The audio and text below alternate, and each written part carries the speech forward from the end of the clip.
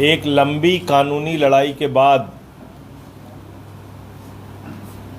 आज वक्फ संशोधन बिल पर माननीय सर्वोच्च न्यायालय ने अपना फैसला दिया है और इस फैसले से देश के प्रधानमंत्री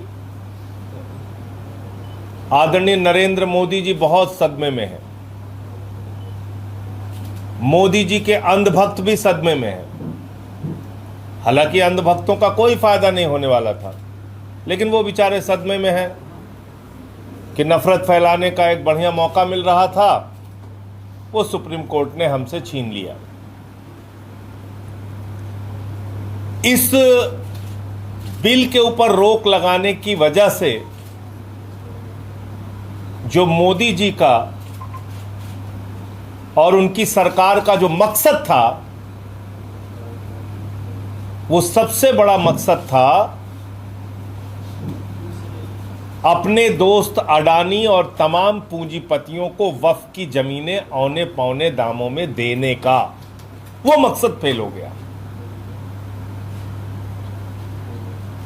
अब अंधभक्तों को लगता होगा हिंदू मुसलमान ये सब एजेंडा, वो सब तो अपनी एक जगह है, वो सब पे उस पर तो राजनीति करते वो लोग, लेकिन सबसे बड़ा नुकसान प्रधानमंत्री के दोस्त का हुआ।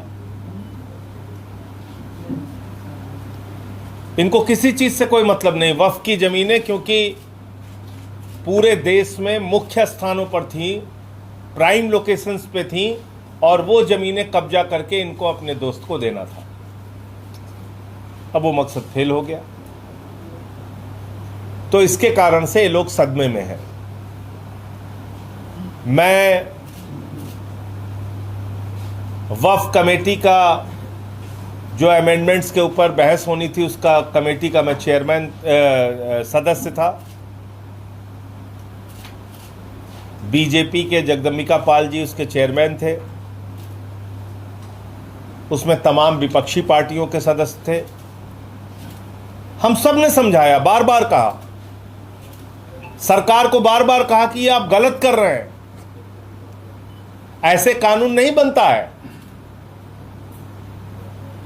आपको सिर्फ एक मुस्लिम धर्म के खिलाफ एक मुद्दा मिल जाए और उसके ऊपर आप पूरे देश में नफरत फैलाएं और राजनीति करें, इसके उद्देश्य से अगर आप ये बिल ला रहे हैं, ये गलत है। क्या क्या लिखा था इस बिल में? इसमें लिखा था कि 5 साल तक जो आदमी प्रैक्टिसिंग मुसलमान रहेगा वही दान कर सकता है वक्फ के लिए, वही अपनी संपत्ति को वक्फ कर सकता है। यानी कि 5 वर्ष तक कोई व्यक्ति जब मुस्लिम रीति रिवाजों को मानेगा तभी वो अपनी संपत्ति वक्फ कर सकता है। अब ये कौन सा कानून है? अब हमसे कोई कहे कि 5 साल तक जब आप दोनों टाइम मंदिर जाएंगे तभी आप मंदिर के लिए जमीन दान कर सकते हैं। 5 साल तक अगर आप गुरुद्वारे जाएंगे तभी आप गुरुद्वारे के लिए जमीन दान कर सकते हैं। अगर 5 साल तक चर्च में जाएंगे तभी आप चर्च के लिए जमीन दान कर सकते हैं। ये कौन सी बात है भाई? ये लिखा हुआ था इस कानून में। और कलेक्टर के हाथ में पावर दे दी गई थी। और ये बहुत सामान्य सी बात है कि किसी भी संस्था में अगर धार्मिक संस्था है तो ये मोदी जी से हमको आज़ादी नहीं मिली है, ये बाबा साहब डॉक्टर भीमराव अंबेडकर जी के द्वारा लिखे गए संविधान से हमको आज़ादी मिली है, जिसकी धारा 25-26 में साफ तौर पे कहा गया है कि आप अपनी अपनी धार्मिक मान्यताओं के हिसाब से अपने धार्मिक स्थलों का प्रबंधन कर सकते हैं। यानी हिंदू अपने हिंदू धार्मिक स्थलों का प्रबंधन करेगा, मुस्लिम अपने मुस्लिम धार्मिक स्थलों का प्रबंधन करेगा। यही चीज सिख और ईसाई पे लागू होती। लेकिन ये बिल आया तो बड़े खुश थे लोग। अभी इस बिल पे सुप्रीम कोर्ट में बहस ही चल रही थी और मैंने पार्लियामेंट के अंदर बोला था, अगर आप लोगों को याद हो, कि खुश मत होना, ऐसे ही बिल जैन मंदिरों को कब्जा करने के लिए आएगा, ऐसे ही बिल चर्चों की जमीन कब्जा करने के लिए आएगा, ऐसे ही बिल गुरुद्वारे की जमीन कब्जा करने के लिए आएगा, ऐसे ही बिल मंदिरों की जमीन को कब्जा करने के लिए आएगा। मैंने ये बात संसद के अंदर आगाह की थी। और उसी बीच क्या हुआ, मुंबई में एक 90 साल पुराना जैन मंदिर तोड़ दिया गया। 90 साल पुराना जैन मंदिर। तो मैं इस देश के लोगों को हाथ जोड़ से कहना चाहता हूं, सावधान हो जाइए। भारतीय जनता पार्टी के नफरती एजेंडे से बचिए आप लोग। इनका मकसद है सारी धार्मिक जमीनों को जाके देखिए ना, अयोध्या में कितना धंधा कर रहे हैं लोग। रक्षा मंत्रालय की 13,000 एकड़ जमीन उठा के अपने दोस्त अडानी को दे दी, बोले आके धंधा करो, अब राम मंदिर शुरू हो गया, अब तुम्हारा धंधा चलेगा अच्छे से। दे दिया अडानी को रक्षा मंत्रालय की जमीन। तो आपको लगता है ये धर्म का काम कर रहे हैं? ये धंधे का काम कर रहे हैं। इनसे इसलिए सावधान हो जाओ आप लोग। तो आज जो सुप्रीम कोर्ट का फैसला आया है वो बाबा साहब डॉक्टर भीमराव अंबेडकर जी के द्वारा लिखे गए संविधान और उस संविधान में अलग अलग धर्म के लोगों को मिले अधिकार के अनुरूप आया है। और कुछ प्रमुख बातें क्या क्या उसमें आई हैं वो मैं आपके सामने रख देता हूं।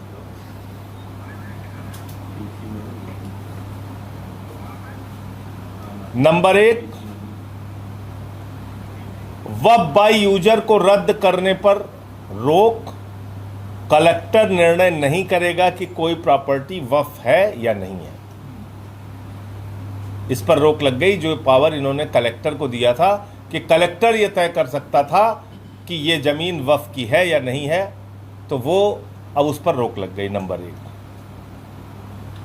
बोर्ड का जो सीईओ है वो मुस्लिम होना अनिवार्य है। जैसा मैंने आपको बताया कि हमारा संविधान इस बात की इजाजत देता है कि अलग अलग धर्म के मानने वाले लोग अपनी धार्मिक संपत्तियों का प्रबंधन स्वयं से आजादी के साथ करेंगे, तो वो मुस्लिम होगा।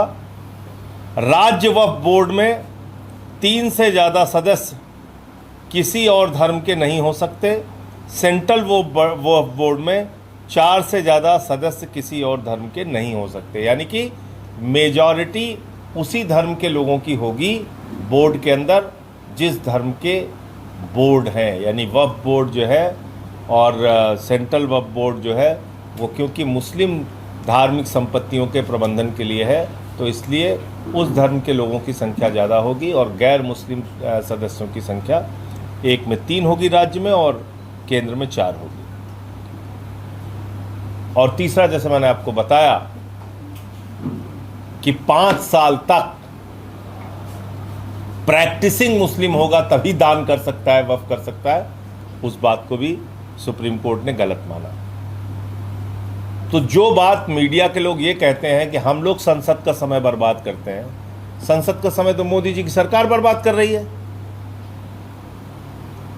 आपने एक गैर कानूनी बिल, गैर संवैधानिक बिल सदन में चर्चा कराई, सदन का समय बर्बाद कराया और बाद में आपको सुप्रीम कोर्ट से सुप्रीम तमाचा पड़ गया। हम लोग सही थे, हमारी बात आपने नहीं सुनी। तो मोदी जी, अपने दोस्त की दोस्ती में इतना अंधा मत हो जाइए कि सभी धार्मिक संपत्तियों को कब्जा करके आपकी जो मुहिम है पूंजीपतियों को देने की, अब उस पर रोक लगाइए। आपने अभी 1 रुपए में 1050 एकड़ जमीन अडानी को दे दी, हरी भरी जंगल की जमीन 1050 एकड़ जमीन 1 रुपए में दे दी। बताइए आपको कितने में जमीन मिलती है? आपको 1 एकड़ जमीन खरीदने में अपने पूरे जीवन की कमाई लगानी पड़ेगी, तब भी नहीं खरीद पाएंगे 1 एकड़ जमीन। और 1050 एकड़ जमीन 1 रुपए में मिल गई और हरी भरी जंगल की जमीन, और उसको दिखाया गया है कागजों में बंजर। ये है और 1 लाख पेड़ है वहां पे, ठीक आप जानकारी दे रहे हैं। तो शुरुआत से आम आदमी पार्टी का स्टैंड रहा है कि वक्फ कानून संशोधन बिल पूरी तरीके से गैर संवैधानिक है और भारत में धर्मनिरपेक्षता के ढांचे को बर्बाद करने की कोशिश है और धार्मिक संपत्तियों को कब्जा करके अपने पूंजीपति मित्रों को देने की कोशिश है। इसलिए हम लोगों ने शुरू से इसका विरोध किया था और आज सुप्रीम कोर्ट ने इस बारे में फैसला ले लिया। नंबर 1 विषय तो यह है। दूसरा विषय यह है कि अब उत्तर प्रदेश में भी SIR शुरू हो गया और उस SIR में एक बड़ा इंटरेस्टिंग डाटा सामने आया है महोबा जिले का। वहां 2 घर में, एक घर के अंदर 243 वोट और दूसरे घर में 185 वोट। अब मेरे ख्याल से उत्तर प्रदेश में किसी राजा का भी घर इतना बड़ा नहीं होगा जहां 243 आदमी एक साथ रह सकते हैं। है किसी राजा का घर? आप लोग जानते हैं, आप लोग तो बड़े सजग मीडिया वाले हैं। किसी राजा का घर ऐसा नहीं होगा पूरे यूपी में जहां 243 आदमी एक साथ रह सकता है। किसी राजा का घर इतना बड़ा नहीं होगा जहां पे कि 185 आदमी एक साथ रह सकता है। और ये भी 243 मतदाता हैं, ध्यान रखिए। इसका मतलब परिवार होगा 600-700 हजार आदमी का परिवार। भाई 4 में 1 के मतदाता होते हैं ना, 4 आदमी के परिवार में 1-2 मतदाता होते हैं। तो इतना बड़ा बड़ा घर बना दिए हैं मोदी जी महोबा में, जहां 500 आदमी रह रहे हैं एक घर में, पूरा जिला बसा दे रहे हैं। तो ये आप देखिए, ये है SIR की हकीकत। अब इसमें क्या हुआ है, एक गांव में ये 243 और 185 वोट पकड़ा गया है। अनुसूचित जाति के व्यक्ति के घर में सामान्य वर्ग के लोगों का वोट पड़ा हुआ है। अनुसूचित जाति के लोगों के घरों में सामान्य वर्ग के लोगों का वोट बढ़ाया गया है। अब ये सीधा फर्जीवाड़ा है, आप पकड़ सकते हैं, साफ तौर पे पकड़ सकते हैं। तो इसलिए उत्तर प्रदेश में भी करोड़ों लोगों के वोट काटने की केचुआ की तैयारी है और करोड़ों लोगों के वोट जोड़ने की केचुआ की तैयारी है। इसलिए मोदी जी के केचुआ पे हम सबको गहरी नज़र रखनी होगी और ऐसे मुद्दे पर आम आदमी पार्टी पूरे ज़िलों में अपने पार्टी के लोगों को हम निर्देश दे रहे हैं, जहां कहीं भी ऐसी शिकायत, ऐसी जानकारी, वो चाहे मीडिया के जरिए, सोशल मीडिया के जरिए या वोटर लिस्ट की जांच में आपको मिले, आप तुरंत उसकी जानकारी दीजिए। क्योंकि पंचायत का चुनाव हम पहले भी कह चुके हैं, आम आदमी पार्टी पूरी मजबूती के साथ चुनाव में उतरेगी। तो ये दूसरा विषय था जो आपके संज्ञान में लाना था। आपके कोई प्रश्न आप पूछ सकते हैं। सर, बाढ़ पीड़ितों के लिए R&D ने पंजाब में राहत सामग्री आज भेजना शुरू कर दिया। सभी प्रांतों से भेजने की बात उन्होंने कही है। आज पहला ट्रक रवाना किया गया यहाँ से उत्तर प्रदेश से। अच्छी बात है। देखिए, आपदा के वक्त सबको एक साथ खड़े होना चाहिए और पंजाब तो वैसे भी ऐसा राज्य है जो देश में कहीं कोई आपदा आए, भूकंप आए, अकाल आए, तो पंजाब के लोग सबसे पहले लंगर चलाने वालों में आगे रहते हैं। तो ऐसे समय में, इस त्रासदी के वक्त, पूरे देश को पंजाब के साथ खड़े होना चाहिए। पश्चिमी यूपी में समाजवादी पार्टी के राष्ट्रीय अध्यक्ष अखिलेश यादव ऑप्शन तलाश रहे हैं। वो गुर्जर समाज को अपने साथ लाने की बात कर रहे हैं और पंचायती कर रहे हैं, चौपाल लगा रहे हैं। ठीक है, वो तो अपने संगठन को बढ़ाने के लिए, विस्तार देने के लिए काम करेंगे निश्चित रूप से। Thank you. हाँ, बड़ा सवाल ये भी है कि जिस तरह से वक्फ संशोधन विधेयक को लेकर के तमाम बातें, ये सुप्रीम कोर्ट का फाइनल डिसीजन नहीं, अभी इसमें चीजें और इम्प्लीमेंट होंगी और चीजें होंगी, तो क्या लगता है किस हद तक चीजें और जा सकती हैं? देखिए, ये 3 प्रमुख मांगे हम लोगों की थी। इसके बाद बहुत सारी चीज़ें हैं जिस पे आगे सुनवाई में फैसला आएगा, लेकिन इन 3 बातों पे स्पष्ट आदेश आ चुका है। ये 3 बातें, अब पूरे देश में इस पर रोक लगी है और इसके लिए सुप्रीम कोर्ट को हम धन्यवाद देना चाहते हैं, उनको बधाई देना चाहते हैं इस बात के लिए कि आपने संविधान की रक्षा की। लेकिन कुछ जो मुस्लिम धर्मगुरु हैं वो अभी कुछ नहीं, इसमें अभी जो एक चीज़ है कि नॉन मुस्लिम जो लोग रखे जाएंगे वो नॉन मुस्लिम्स की संख्या कम कर दी ना उन्होंने। लेकिन मुस्लिम धर्मगुरु अभी भी उससे संतुष्ट नहीं है। नहीं, मैं ये कह रहा हूँ कि बहुत सारे मुद्दे और हैं जिस पे आगे डिसीजन आएगा, तब देखा जाएगा। भाई सबसे बड़ा सवाल वक्फ बाय यूज़र का था।